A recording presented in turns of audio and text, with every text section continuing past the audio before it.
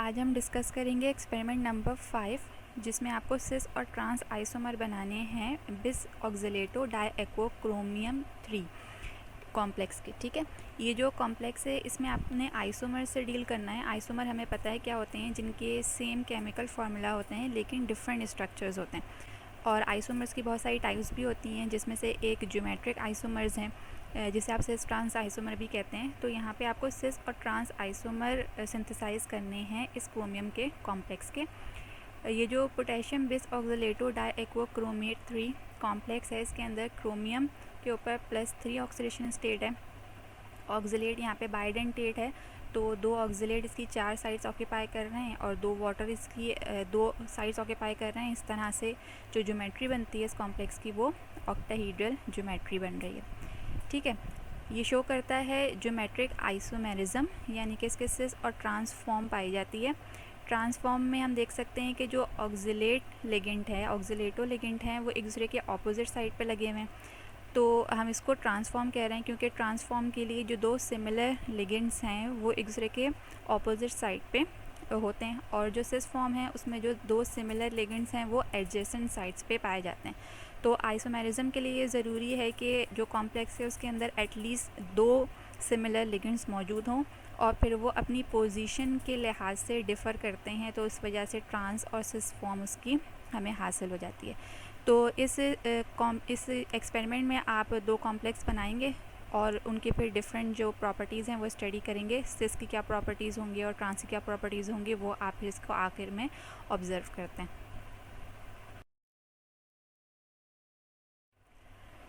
Okay, इसकी synthesis के लिए जो स्टार्टिंग मटेरियल हमने लिया है वो पोटेशियम डाइक्रोमेट लिया है और ऑक्सैलिक एसिड लिया है। पोटेशियम डाइक्रोमेट से आपको क्रोमियम मिल जाएगा, यानी कि ये सोर्स ऑफ मेटल आइन है, और इससे आपको काउंटर आइन पोटेशियम भी मिल जाएगा। इसके बरक्स अगर हम बात करें ऑक्सैलिक एसिड की, तो इसके 2 फंक्शंस हैं। यहाँ पे रिड्यूसिंग एजेंट भी है और लिगेंड के तौर पे भी बिहेव करेगा। हमें रिड्यूसिंग एजेंट क्यों चाहिए? क्योंकि जो पोटेशियम डाइक्रोमेट है इसमें क्रोमियम की ऑक्सीडेशन स्टेट +6 होगी, और जो हमारा कॉम्प्लेक्स है इसमें जो क्रोमियम की ऑक्सीडेशन स्टेट है वो +3 है। तो हमें इस क्रोमियम को रिड्यूस करना पड़ेगा, उसके लिए हम ऑक्सैलिक एसिड को एज रिड्यूसिंग एजेंट इस्तेमाल करेंगे। अच्छा, क्रोमियम जो है उसकी हमें ये पता है कि आउटर मोस्ट इलेक्ट्रॉनिक कॉन्फ़िगरेशन में डी के अंदर 5 इलेक्ट्रॉन और एस के अंदर 1 इलेक्ट्रॉन होता है। अगर हम क्रोमियम 6 की बात कर रहे हैं, यानी कि पोटेशियम डाइक्रोमेट के अंदर मौजूद क्रोमियम की बात कर रहे हैं, तो इसका जो डी सिस्टम होगा उस वक्त जब इसको आपने वाटर में डिज़ोल्व कर दिया है और क्रोमियम का एक्वो कॉम्प्लेक्स बन गया है, तो डी के अंदर कोई भी इलेक्ट्रॉन्स नहीं है, और जाहिर सी बात है जब कोई इलेक्ट्रॉन्स नहीं है तो T2G और EG की जो इलेक्ट्रॉनिक डिस्ट्रीब्यूशन है उसमें कुछ भी नहीं होगा। तो ये इस वक्त इंतहाई अनस्टेबल है, थर्मोडायनामिकली भी और काइनेटिकली लेबाइल है, क्योंकि इसके अंदर बिल्कुल भी इलेक्ट्रॉन्स नहीं हैं।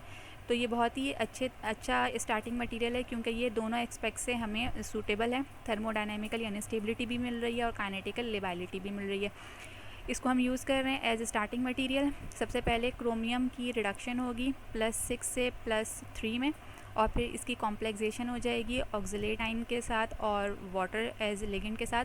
तो इसके बनने वाला जो कॉम्प्लेक्स है उसके अंदर क्रोमियम की ऑक्सीडेशन स्टेट +3 है, डी सिस्टम 3 बनेगा। इलेक्ट्रॉनिक कॉन्फ़िगरेशन ये होगी, इलेक्ट्रॉनिक डिस्ट्रीब्यूशन। तो ये थर्मोडायनेमिक स्टेबल भी है और काइनेटिकली इनर्ट भी है। हमारा जो एंड प्रोडक्ट है वो इनर्ट होना चाहिए और जो हमारा स्टार्टिंग मटेरियल है वो लेबाइल होना चाहिए। अच्छा, यहाँ पे आपने जो पोटेशियम डाइक्रोमेट लिया है उसके अंदर क्रोमियम +6 ऑक्सीडेशन स्टेट है। इसका एक और सॉल्ट भी अवेलेबल है जिसे आप पोटेशियम क्रोमेट कहते हैं। इसमें भी क्रोमियम के ऊपर +6 ऑक्सीडेशन स्टेट होती है। तो हम ये भी ले सकते थे और हम ये भी ले सकते हैं, लेकिन हम पोटेशियम डाइक्रोमेट को ज़्यादा प्रेफर करते हैं, क्योंकि इसके अंदर ये जो ऑक्सीजन का ब्रिज बनता है 2 क्रोमियम के बीच में, इसकी वजह से इस क्रोमियम की जो ज्योमेट्री है वो परफेक्ट टेट्राहीड्रल नहीं हो पाती, इसके अंदर डिस्टॉर्शन आ जाता है। जबकि अगर हम बात करें पोटेशियम क्रोमेट में, तो क्योंकि यहाँ पे कोई भी ऑक्सीजन ब्रिजिंग नहीं है, इस वजह से ये एक परफेक्ट टेट्राहीड्रल है। तो पोटेशियम डाइक्रोमेट ज़्यादा रिएक्टिव है as compare to potassium chromate, इसलिए आपने पोटेशियम डाइक्रोमेट को इस्तेमाल किया। अच्छा, ये जो 2 इक्वेशंस आपके पास लिखी हुई हैं, इसमें सबसे पहली जो इक्वेशन है वो रिडॉक्स रिएक्शन की इक्वेशन है, जिसके अंदर डाइक्रोमेट आइन रिएक्ट कर रहा है ऑक्सिलेट आइन के साथ, तो क्रोमियम +3 और कार्बन डाइऑक्साइड बन रहे हैं। आपको आयन इलेक्ट्रॉन मेथड के ज़रिए रिडॉक्स रिएक्शन कंप्लीट और बैलेंस करना बताई जा चुकी हैं। तो आप इस इक्वेशन को भी शुरू से कंप्लीट और बैलेंस करने की प्रैक्टिस कीजिएगा। ठीक है, यहाँ पे एक नेट इक्वेशन लिखी हुई है। डाइक्रोमेट आयन पहले रिड्यूस होता है ऑक्सलेट आयन की वजह से क्रोमियम प्लस 3 में। तो जो क्रोमियम प्लस 3 अब मिल जाता है वो ऑक्सलेटो लिगेंड और एक्वो लिगेंड के साथ मिलके जो हमारा डिज़ायर्ड कॉम्प्लेक्स है वो बन जाता है। अभी जो कॉम्प्लेक्स बन रहा है इसके अंदर अगर आप रिएजेंट की सीक्वेंस चेंज कर दें बनाते वक्त, तो उस वजह से हमें सिस और ट्रांस आइसोमर, दो डिफरेंट आइसोमर्स हासिल हो जाते हैं।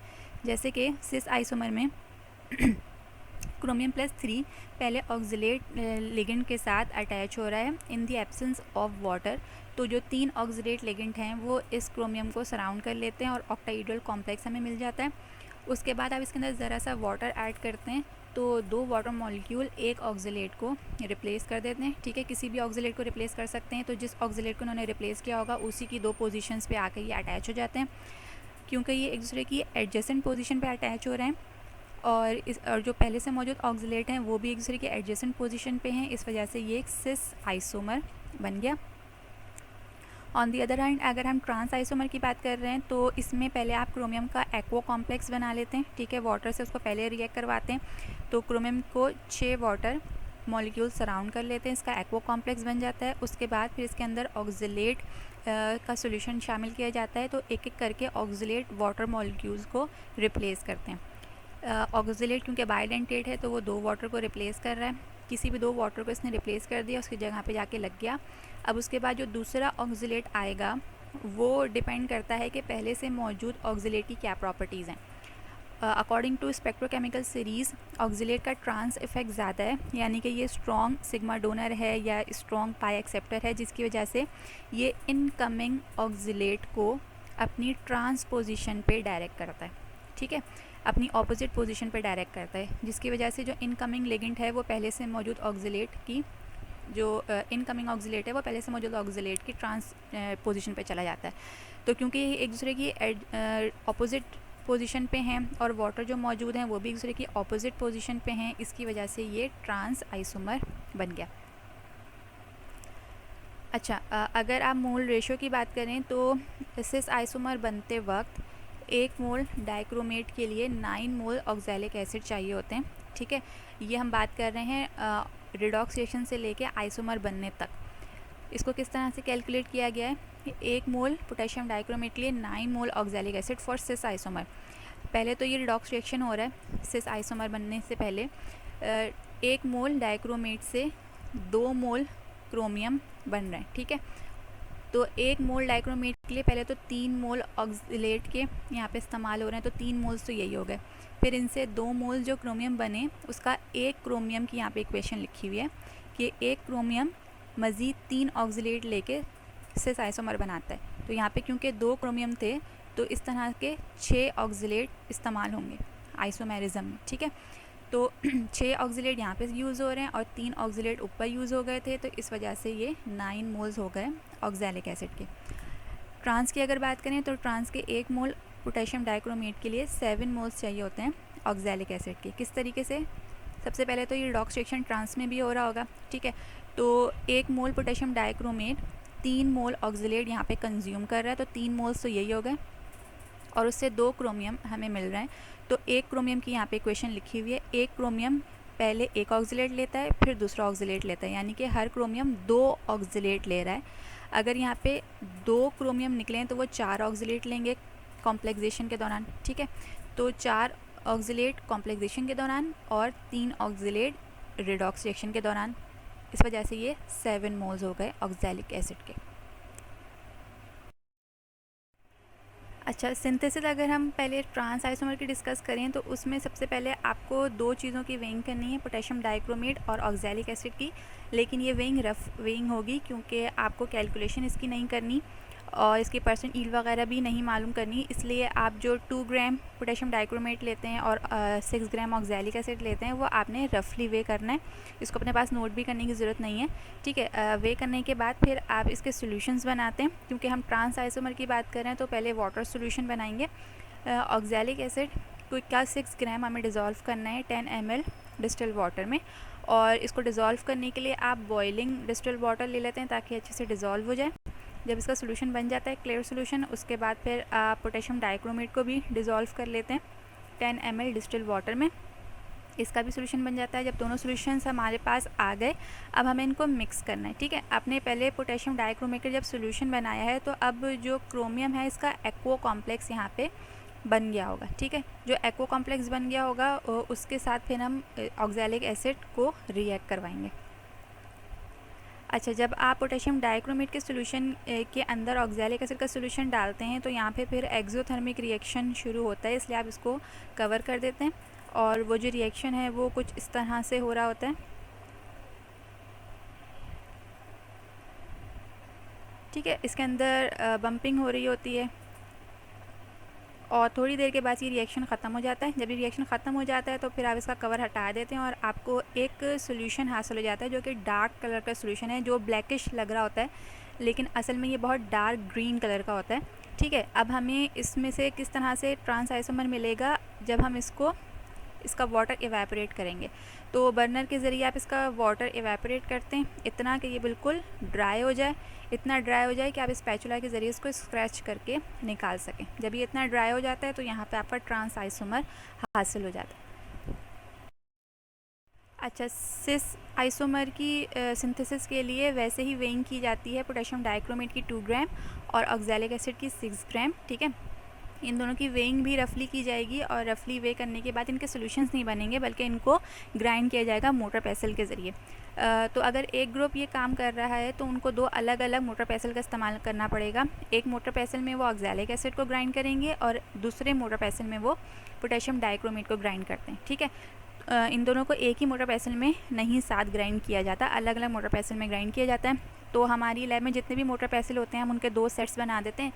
एक सेट में सिर्फ ऑक्सैलिक एसिड ग्राइंड किया जाता है, सारी क्लास उसी सेट को यूज़ करती है ऑक्सैलिक एसिड के लिए, और दूसरे सेट में सिर्फ पोटेशियम डाइक्रोमेट इस्तेमाल पीसा जाता है और उसको सिर्फ सारी क्लास यूज़ करती है पोटेशियम डाइक्रोमेट के लिए। ठीक है, जब ये ग्राइंड हो जाते हैं दोनों केमिकल्स, फिर आप एक चाइना डिश के अंदर या चाइना डिश वॉश ग्लास जो भी आपके पास होती है उसके अंदर इन दोनों को मिक्स कर देते हैं। ठीक है, अभी इनको विदाउट वाटर इनकी मिक्सिंग की जा रही है। तो इस मिक्सिंग के नतीजे में क्रोमियम के around oxalic acid oxalate ion attach हो जाएंगे और वो जो ऑक्सलेट वाला क्रोमियम का कॉम्प्लेक्स था वो बन जाएगा। फिर आप एक चाइना डिश को मॉइस्ट करते हैं। मॉइस्ट करने का मतलब ये है कि इसके अंदर थोड़ा सा वाटर डाल के और फिर उस वाटर को गिरा दिया जाता है, उसको डिस्कार्ड कर दिया जाता है, इतना कि सिर्फ ये चाइना डिश वेट हो जाए, हल्की सी मॉइस्ट हो जाए। ठीक है, जब ये चाइना डिश तैयार हो जाती है तो इस मिक्सचर को जो आपने मिक्स किया था ट्रांसफ़र कर देते हैं अपनी चाइना डिश के अंदर और उसको फ़ौरन कवर कर देते हैं। ठीक है, जब ये कवर करेंगे तो इसके अंदर एक्सोथर्मिक रिएक्शन शुरू हो जाएगा। इस तरह से आहिस्ता आहिस्ता इसका कलर चेंज होगा। कलर चेंज होने के बाद ये डार्कर होता चला जाता है और उसके बाद फिर इसके अंदर एक्सोथर्मिक रिएक्शन ज़्यादा तेज़ी से शुरू हो जाता है।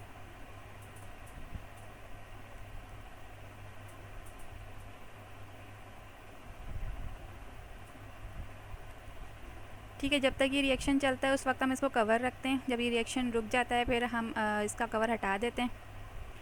कवर हटाने के बाद आपके पास जो आइसोमर आएगा वो कुछ इस तरह से वेट आइसोमर आएगा, यानी कि एक लिक्विड की फॉर्म में आइसोमर होता है। अब इसका वाटर हम किस तरह से इवेपोरेट करते हैं, इथेनॉल डाल के 10 ml इथेनॉल आप इसके अंदर ऐड करते हैं और ऐड करने के बाद उसको अच्छे से स्टिर करते हैं। स्टिर करने के बाद उस इथेनॉल को डिस्कार्ड कर देते हैं। इथेनॉल आपको पता है वाटर की इवेपोरेशन के लिए इस्तेमाल किया जाता है ताकि इसका जितना भी वाटर है वो इथेनॉल के साथ इवेपोरेट हो जाए।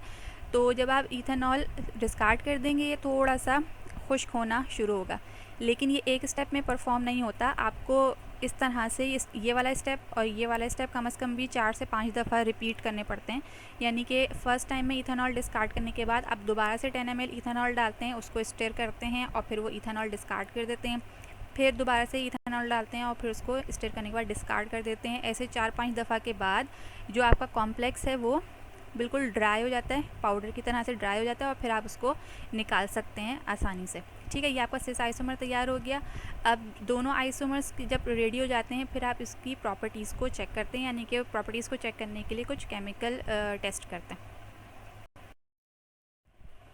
अच्छा, आपके मैनुअल में जो एक्सरसाइज गिवन है उसमें ये लिखा हुआ है कि आपने कंपेयर करना है ट्रांस आइसोमर और सिस आइसोमर की अपीयरेंस को, इनकी वाटर सॉलिबिलिटी को और रिएक्शन विद अमोनिया को। ठीक है, तो अगर अपीयरेंस की बात करें सबसे पहले, तो जो हमारे पास ट्रांस आइसोमर और सिस आइसोमर आया है सॉलिड स्टेट में, वो बिल्कुल ब्लैकिश लग रहे होते हैं, लेकिन ये एक्चुअली ब्लैकिश नहीं होते। ये इतना ट्रांस आइसोमर इतना डार्क ग्रीन होता है कि ब्लैक लगने लगता है। ठीक है, और जो सिस आइसोमर है वो बहुत ही ग्रेइश वायलेट होता है, जिसकी वजह से ये भी ब्लैक लग रहा होता है।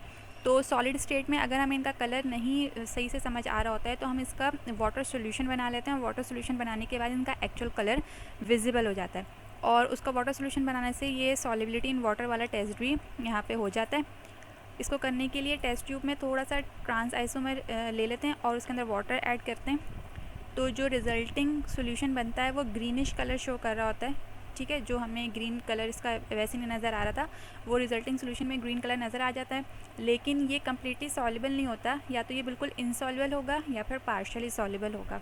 ठीक, अच्छा, दूसरी तरफ अगर हम बात करें सिस आइसोमर की, तो सिस आइसोमर की भी सॉलिबिलिटी इन वाटर चेक करने के लिए थोड़ा सा सिस आइसोमर एक टेस्ट ट्यूब में लेके और इसमें वाटर ऐड करते हैं।